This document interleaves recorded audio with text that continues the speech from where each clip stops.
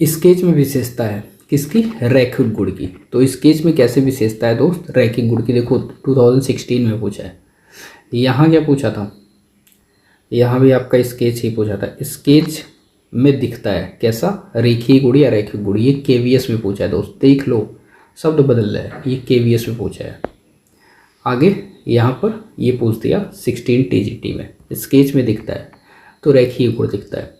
एक गतिशील बिंदु के अंतहीन प्रयोग को कहते हैं। गतिशील बिंदु, मान लो ये बिंदु है, ये गतिशील है, इसके अंतहीन मतलब यहाँ पर आकर के इसका अंत हो गया तो इसको क्या कहेंगे? रेखा। ठीक है दोस्त, इसको कहेंगे रेखा। मान लो ये बिंदु है, ये गति कर रहा है, यहाँ से गति करते करते करते करते यहाँ पहुँचा और यहाँ पर आकर के रुक गया तो इसे क्या कह देंगे दोस्त? इसे रेखा कह देंगे। 2 पॉइंट होती है तो उसको रेखा कहते हैं।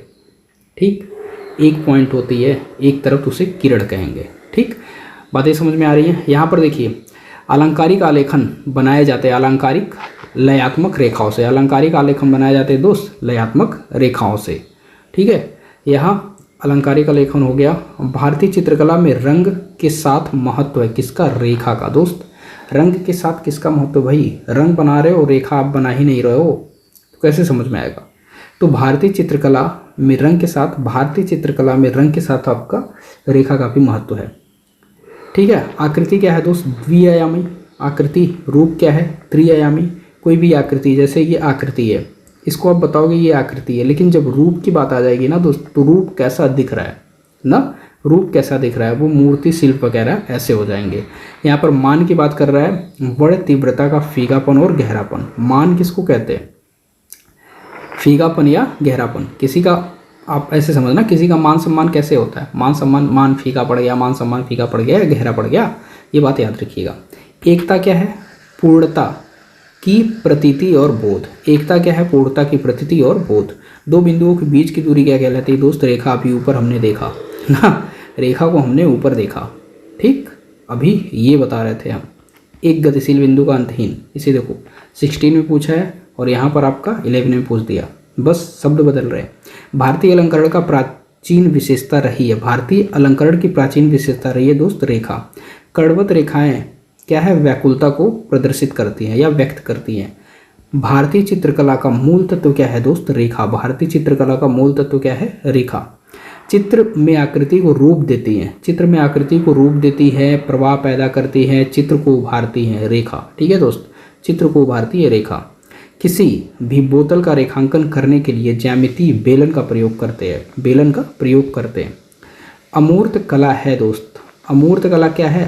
अरूपवादी। ठीक है, अमूर्त कला है आपकी अरूपवादी। ठीक है भाई, तो दोस्त यहाँ देखिए, यहाँ अमूर्त कला क्या है? अरूपवादी। विभाजन में सामंजस्य बनाने के लिए आवश्यक है अनावश्यक तत्वों से बचना। विभाजन में सामंजस्य बनाने के लिए अनावश्यक तत्वों से बचना, उचित बनावट का उपयोग और रंग और स्वरों की भिन्नता। ठीक है, स्वर्णिम विभाजन सिद्धांत किसने दिया था? तो यूनानी कलाकार। ये इंपॉर्टेंट हो जाता है आपका, स्वर्णिम विभाजन सिद्धांत, तो यूनानी कलाकार हो जाएंगे। स्वर्णिम सिद्धांत के अनुसार कागज पर चित्र को रखा जाता है 2:3 के अनुपात में।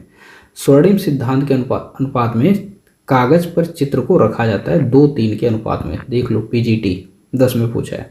तो स्वर्णिम विभाजन का सिद्धांत किसने दिया था? यूनानी कलाकार ने। और स्वर्णिम सिद्धांत के अनुसार कागज पर चित्र को रखा जाता है 2 और 3 के अनुपात में।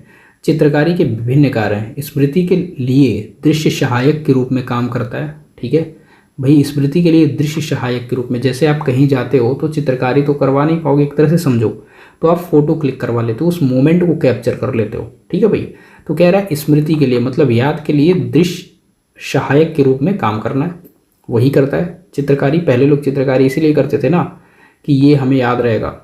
आगे, कलाकृति के अध्ययन के रूप, कलाकृति के अध्ययन के रूप, स्वयं में तैयार कलाकृति के रूप में। ठीक है, एक घन के सामने से अवलोकन करने पर आयाम दिखाई देते हैं यदि घन का एक किनारा कोर आपके ठीक सामने बीचों बीच हो।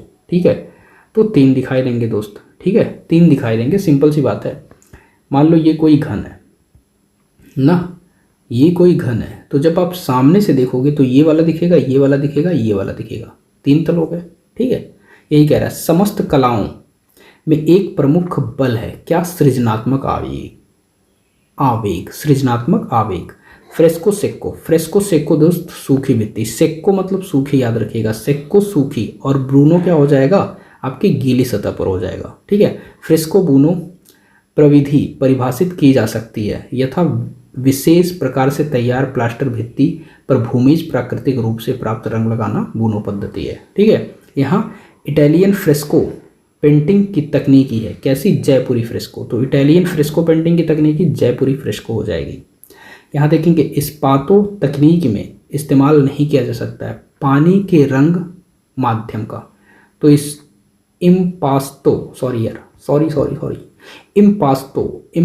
तकनीकी में इस्तेमाल नहीं किया जा सकता है पानी के रंग माध्यम का, इम्पास्तो।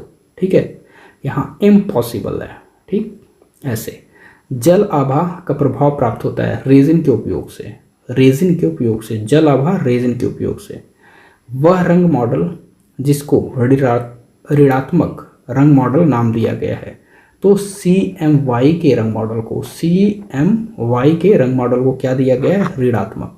ठीक है दोस्त, ऋणात्मक। आगे बात करते हैं, यहाँ पर एयर ब्लोअर क्या है, ढलाई है, रेसिपीज सिरेमिक्स है, मिट्टी के बर्तन टेराकोटा है, वेल्डिंग आपकी क्या है, मूर्ति कला है। यहाँ रंग सदैव कोमल और सूक्ष्म होते हैं, वॉश पेंटिंग में कोमल और सूक्ष्म होते हैं। एक टेम्परा पेंटिंग की तकनीकी का सही क्रम है दोस्त, गैसो, पाउंसिंग, ड्राइंग, पेंटिंग। ठीक है, कह रहा है एक टेम्परा, तो एक टेम्परा की बात करेगा तो एग कैसे बनाओगे आप, गैस पे ही बनाओगे। ठीक है, एक टेम्परा गैस पे बनाओगे, तो गैसो, पाउसिंग, ड्राइंग, पेंटिंग। ठीक है दोस्त,